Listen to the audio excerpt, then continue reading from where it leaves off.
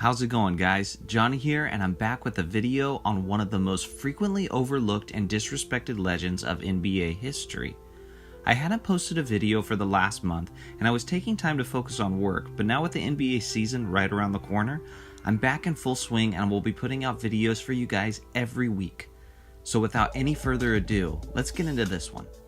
Before high flyers like Russell Westbrook, Blake Griffin, Vince Carter, Shawn Kemp, and even Michael Jordan made their debuts in the NBA, there was a 6'8" small forward from the Atlanta Hawks who assaulted the rim with his thunderous slams in such a way that the league had never seen before. Dominique Wilkins, also known as the human highlight film, a man who was ahead of his time with his jaw-dropping athletic ability and terrific finishes above the rim. Dominique had been selected 3rd overall in the 1982 draft by the Utah Jazz, but was later traded to the Atlanta Hawks, whose management had seen superstar potential in the young small forward, and did they ever get it right? Dominique took the NBA by storm, destroying NBA centers and posterizing all those who chose to stand between him and the rim.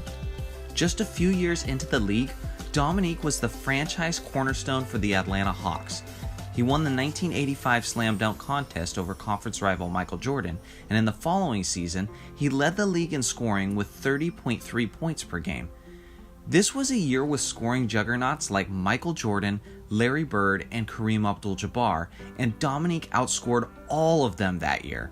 Back in those days, anytime Dominique and the Hawks matched up against Larry and the Celtics or Michael Jordan and the Bulls, everyone knew they were in for an epic solo duel between the best wing players in the league.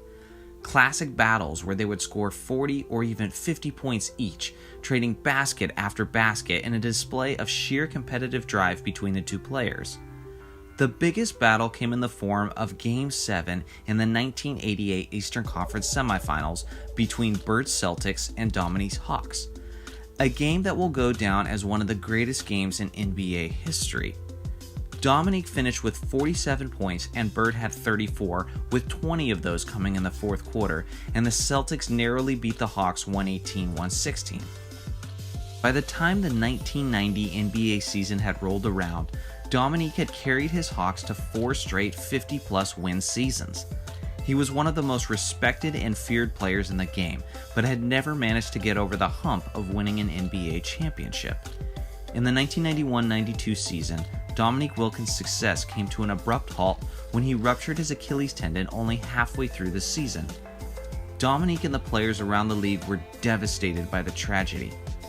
But this did not break Dominique's will and competitive drive. He worked vigorously to make a speedy recovery and to get back to competing for that elusive championship.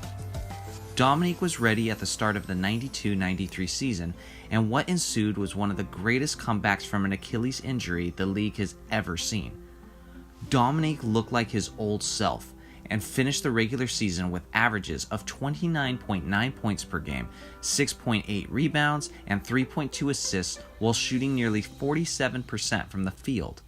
He also made a career-high 123s on that season, on 38% shooting from that distance, officially destroying the myth that Dominique was simply a dunker. Dominique also managed to pass Bob Pettit's 20,880 points to become the Atlanta Hawks' all-time leading scorer. The Hawks had squeaked their way into the playoffs with a 42-40 record. It was good enough for the 8th seed, but ultimately they were swept 3-0 by Jordan and the defending champion Chicago Bulls.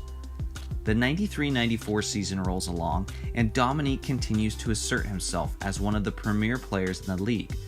But with his contract ending at the end of the season and Wilkins quickly approaching his 35th birthday, the Atlanta Hawks made a shocking decision by trading their star and former franchise cornerstone for a younger Danny Manning. The move was emotionally devastating to Wilkins, whose heart and soul had been captured by the Atlanta fan base. Wilkins had finished the year strong, averaging nearly 30 points in his final 25 games as an LA Clipper. But after that season was over, Wilkins' career would never be the same. He finished his NBA career as a shell of himself and a journeyman, playing for the Celtics, Spurs, and Magic. As Dominique's career had been nearing an end, the NBA had a historic event. The league began celebrating its 50 years in existence in the 1996 season. The NBA held a special ceremony to commemorate the anniversary. In February of 1997, at halftime of the NBA All-Star Game in Cleveland, the NBA announced its 50 greatest players in NBA history, voted by 50 basketball experts from around the league. It was a significant and memorable event as books were signed, stories were told, and the greats of the game were honored. But if you take a look at the list and the men standing there in Cleveland, you'll notice that the NBA, quote, experts, made possibly the greatest snub the league has ever seen. Dominique Wilkins was not there that night, one of only 8 players in NBA history to average at least 25 points per game in 10 consecutive seasons. That's a feat scoring legends Kobe Bryant and Larry Bird have never even accomplished. The other 7 players who have accomplished that feat were Michael Jordan, Jerry West, Shaquille O'Neal, Karl Malone, Allen Iverson, and LeBron James. That's some pretty dang good company if you ask me. The man known as the human highlight film, the all-time leading scorer in Hawks history, and an NBA slam dunk champion and one of the greatest individual foes of Michael Jordan and Larry Bird in the 80s, was not among the long list of greatest players to ever play. The weird thing is, there wasn't even a controversy or asterisk by any of Dominique's accomplishments. It wasn't like he had gotten into any legal trouble, or used any drugs or performance enhancers, or even had a bad image. No, the voters just simply got it wrong. Very, very wrong, to the extent that leaves you saying to yourself, what were they thinking?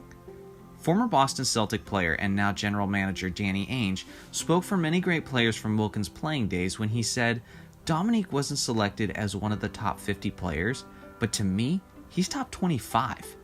Fortunately, just several years ago, Dominique, the human highlight film, received some well-deserved respect as a statue of him was unveiled in front of the Atlanta Hawks stadium. Hopefully, when the NBA turns 75 in 2021, there will be a new list and the voters get it right this time and put Dominique among the other greats where he belongs.